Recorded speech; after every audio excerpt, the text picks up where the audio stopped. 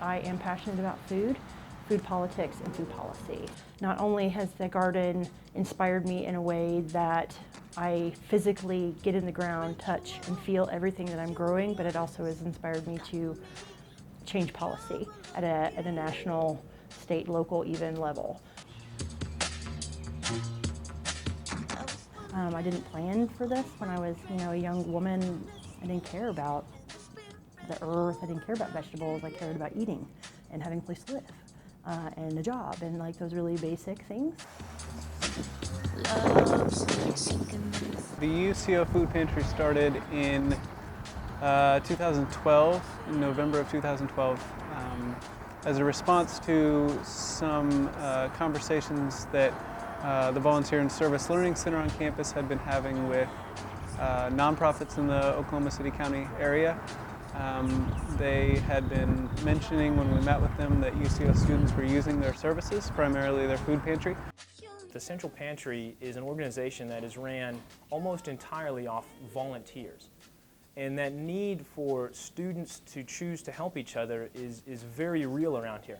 As we see, a lot of the shelves aren't always full, and a lot of that is a need for more involvement and acknowledgement in the campus community for how we're able to really help each other when we pool our resources together. The Central Gardens, I think, had come about for a main reason that fresh produce and fruits was something that was difficult to get in the pantry. Again, most of our donations come from either on-campus food drives or Homeland and local grocery stores. And we noticed that fresh fruits and vegetables was something that wasn't regularly donated on an ongoing basis. Where we are now is the balcony of the Nye University Center. So we found a student at UCO who had developed these kiddie pool gardens that utilize some materials that you might already have in your house. It's drought resistant. It reduces the amount of basically roots getting tangled up and not being the most efficient. And it provides a pretty good yield for the pantry, and it's a great volunteer opportunity.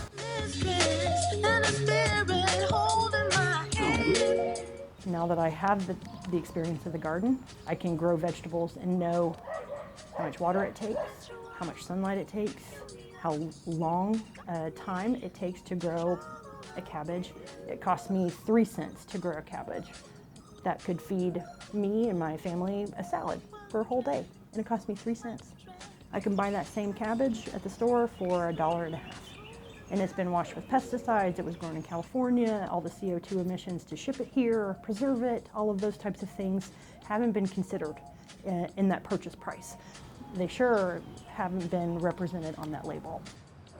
Right now we're sitting in our Urban Harvest program. Its primary purpose is to provide education and an experience to help kids learn about food, where it comes from, and how it can be nutritious for us. One of the ways that the UCO Central Pantry and college pantries across the country are able to help make a bridge from their education to that life-sustaining principle that says, I need people, and people can help. I really am always inspired when I come to Urban Harvest because I realize that this is where it starts. This is where it starts. It all really worked to my advantage now that I'm looking back on all of my experiences. I get a chance to spend time outdoors, put my hands in the dirt, get along with nature. It's really like a philosophical event for me now to be able to spend time with the plants that I am about to consume. Gives me respect for what it takes to actually grow nutritious food in the meals I'm going to serve my family and my friends. The water from the bottom, the root goes straight out to the water. Yeah. So once it has the water, it doesn't feel the need to search it. So then the plant is out. This past year, as part of a initiative that the Volunteer and Service Learning Center does every year, we did an alternative spring break trip. We did some, I would say curriculum-based stuff about issues like food insecurity, how food systems work, why food insecurity happens, what hunger looks like in our country. So there was a lot of points of emphasis, but it was really cool to try to connect all these together. So how does gardening connect to nutrition, connect to food insecurity and hunger?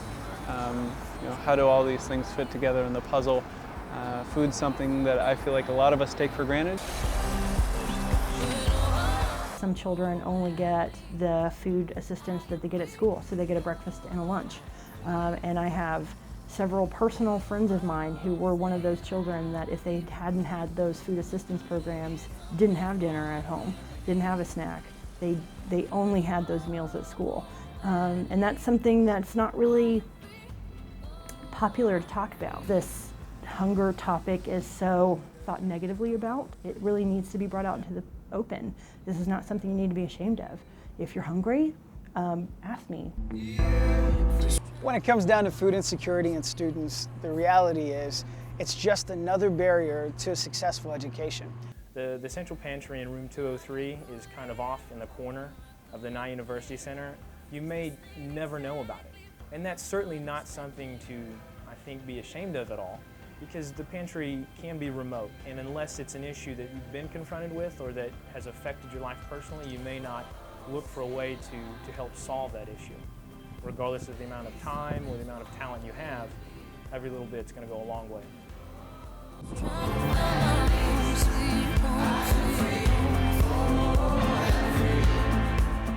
Today, I am doing all the things that I've talked about. I'm happy that I can help my friends grow their own vegetables in their own gardens. No pun intended, but I want to be able to have a seat at the table.